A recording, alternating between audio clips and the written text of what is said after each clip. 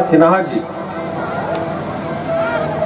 जिन्होंने देश और दुनिया में भारत का मस्तक ऊंचा किया है और असली मुख्य अतिथि वह हैं, मैं तो केवल नाम के लिए हूं। मैं उनको सलाम करता हूं, उनके हौसले और उनके जज्बे को सलाम करता हूं। यहाँ पर उपस्थित आदरणीय श्री संतोष पाठक जी, आदरणीय श्री लाल बिहारी जी, आदरणीय श्री चंद्र प्रकाश वर्मा जी और अध्यक्षता कर रही आदरणीय श्रीमती चंद्रावती सिंह जी, आदरणीय डॉक्टर विजय प्रताप सिंह जी, आदरणीय डॉक्टर उदय प्रताप सिंह जी, आदरणीय के जिलाध्यक्ष श्री शिव नायक वर्मा जी, हमारे साथ में आए आदरणीय अवधेश द्विवेदी जी, श्री राणा रणधीर सिंह जी, मिथिलेश त्रिपाठी जी, अशोक द्विवेदी जी, यहाँ पर उपस्थित सभी गुरुजन, सभी विद्यार्थी, बच्चों और भाइयों,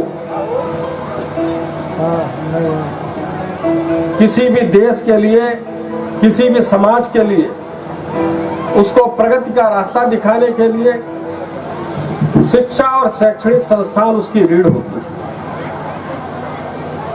और हमारा देश भारत शैक्षणिक संस्थानों के रूप में या शिक्षा के रूप में विश्व में सदैव अग्रणी रहा है। जब देश और दुनिया विश्वविद्यालय का नाम नहीं जानते थे, विश्वविद्यालय या यूनिवर्सिटी किसको कहते हैं नहीं जानते थे, उस समय भारतवर्ष में तक्षशिला, नालंदा, विक्रमशिला जैसे विश्वविद्यालय हुआ करते थे। तमाम आक्रांता आए इस देश में, शक आए, हूण आए, तैमूर लंग आए, पुर्तगाली आए, अंग्रेज आए। उन्होंने हमारी शिक्षा व्यवस्था को ध्वस्त करने का काम किया, हमारे शैक्षणिक संस्थानों को नष्ट भ्रष्ट करने का काम किया।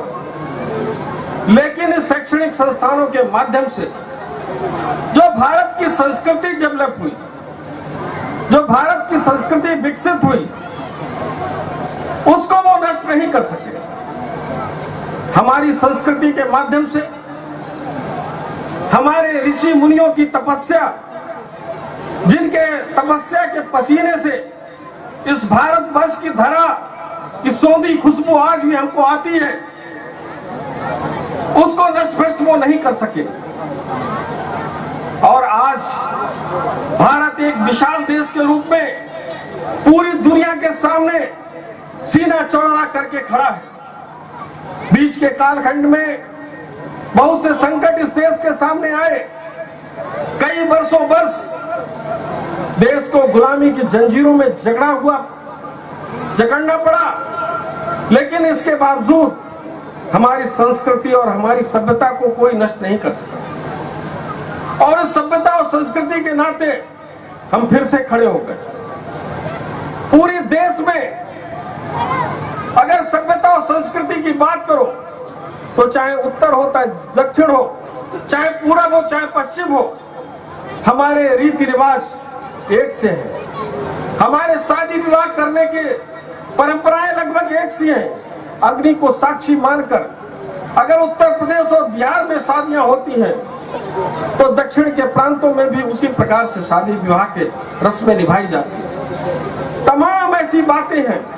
हम आपस में एक दूसरे की भाषा को समझ नहीं सकते, लेकिन हमारे संस्कार एक से, जो एक देश को हमारे एक रूप देने का काम करते हैं। स्वामी दयानंद सरस्वती, स्वामी विवेकानंद, रामकृष्ण परमहंस, तुलसी, कबीर, यानी कितने साधु संत तपस्वी, इन्होंने पूरा जीवन समाज को दिशा देने के लिए लगा दिया। पहली बार 1893 में जब स्वामी विवेकानंद जी अमेरिका में गए और उन्होंने अपने धर्म के बारे में, भारत की संस्कृति के बारे में दुनिया के सामने अपने विचार रखे तो पूरी दुनिया के लोग हतप्रभ थे। उनके पीछे पीछे लोग उनके विचारों को जानने के लिए दौड़ने लगे, उनके विचारों को सुनने के लिए लोग लालायित थे और धीरे धीरे भारत की ख्याति अपनी बातों के लिए, अपनी संस्कृति के लिए पूरी दुनिया में फैली।